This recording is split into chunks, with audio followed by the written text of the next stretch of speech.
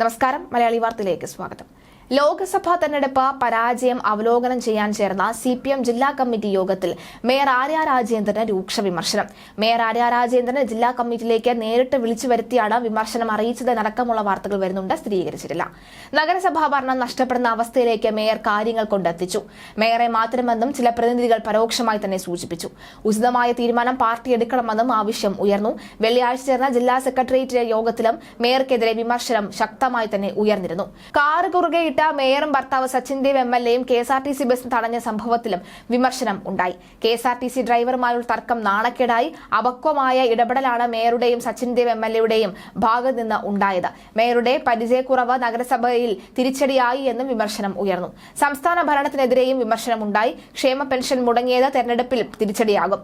ജീവനക്കാരും പെൻഷൻകാരും സർക്കാരിനെതിരായി തദ്ദേശ സ്ഥാപനങ്ങൾക്ക് ആവശ്യത്തിന് പണം നൽകുന്നില്ല എന്നും വിമർശനം ഉയർന്നിരുന്നു. അതേസമയം തദ്ദേശ തെരഞ്ഞെടുപ്പിന് 1.5 വർഷം മാത്രം ശേഷിക്കെ ആര്യെ മേയർ സ്ഥാനത്ത് നിന്ന് മാറ്റേണ്ട എന്ന അഭിപ്രായമുള്ളവരും പാർട്ടിയിലുണ്ട്. അത്തരം നടപടി നഗരസഭാ ഭരണ പരാജയമാണ് എന്ന പ്രതിപക്ഷ ആരോപണത്തെ ശരിവെക്കുമെന്നും അവർ ചൂണ്ടിക്കാട്ടി. എന്തായാലും മേയർ ആര്യ രാജേന്ദ്രനെതിരെ അതിരൂക്ഷ വിമർശനം തന്നെയാണ് ഉയർന്നത്. അക്കാര്യത്തിൽ യാതൊരുവിധ സംശയവുമില്ല. മേയറെ നേരിട്ട് വിളിച്ചു വരുത്തി സച്ചിൻ ദേവ് MLAയ്ക്കും മേയർക്കും രൂക്ഷ വിമർശനം ലഭിച്ചിട്ടുണ്ട് എന്നാണ് മനസ്സിലാകുന്നത്.